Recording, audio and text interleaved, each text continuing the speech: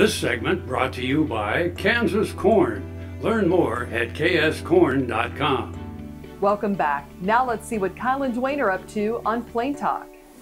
Hi, this is Kyle Bauer with Plain Talk with the Smirky Duane Toews. I just happened to have heard an audible sneeze from another room. In a soundproof room. Yeah. So you know how loud that was over there. It had to have been loud over there. Your fact or fiction question of the day, Kyle Bauer. In the Caribbean, there are clams that can climb trees. Is it the Caribbean or the Caribbean? Well, which do you think choose. it is? I've heard both. I have too. So you obviously think it's a Caribbean. I say Caribbean. I don't say anything. I don't get offended. I'm not going to talk about it till I get to go there, and I haven't gotten to go. If someone says Caribbean, I'm not offended by that. You're not going to be a Nazi. They take objection with how I've said it. I'll try and remember long enough while I'm in their presence. Okay. Clearly not going to matter. They have clams that can climb trees. How ridiculous is that? They can't even get their little legs around them. I'll go with fiction. It is fiction because it is, in fact, oysters that can climb trees in the Caribbean. Wow. So you don't dive for oysters. You pick them off a tree. That one, see, you could have done that one. That'd be a whole lot easier. Yeah, exactly. No snorkel needed. Huh. So that would be a little weird, seeing... On the other hand, well, I mean, seeing your oysters out on top of the ground. Well, wait a minute. It didn't say the trees were above the water. Well, I know, but I'm assuming that. I don't think a person trees growing in salt water. Yes, in brackish water. Okay, I've seen it. Yeah. Okay, the state fair gets to keep 82% of the sales tax generated on the grounds.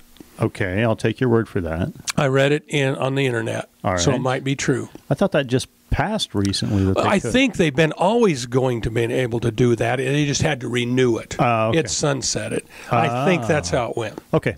And if I'm wrong, I apologize. Well, it would make sense to me. Now and because what happened was the state was supposed to put up about $300,000 a year to kind of keep the grounds up. Right. Because the state fairgrounds is owned by state of Kansas. Exactly. Yeah. And so they have to, but they never quite ever got around to appropriating the money. Yeah, I can see where that could be. Yeah, and so some guy was smart enough to figure out that it's like, well, how about we just keep the money that we're generating? And the more they generate, the more they get their to budget keep. is. Because it doesn't say an X amount, it says percent. Yeah. So seems logical. That makes sense to me. I thought it was pretty smart idea. More dollars through the venue, the more you get to keep. You didn't have to run it to Topeka and then run it back out where it could get siphoned off. Yeah. Our legislature would do that? Yeah. I've never heard such a thing. And that was kind of where I was headed on this. So if the schools, we send 20% of all the property tax collected in the state. No, 20 mills, not 20%, 20 mills. Okay. Sent to the state for the state to then take it and send it back out to the local schools. Why would one do that? Why wouldn't you just keep your 20% to start with? Well, it all depends on whether or not people within the size and valuation of your district then becomes a big deal. Well, and honestly, it was another one of those Supreme Court deals about 30 years ago that said equal education. Well, we had people in Western Kansas that chose to spend $12,000 a student. Sure. And we had people in the inner city in Kansas that was spending $34,000. And the Supreme Court says, that isn't equal. Can't do that. Even though the monies came from the local, and the cities could have taxed their own people more to spend more.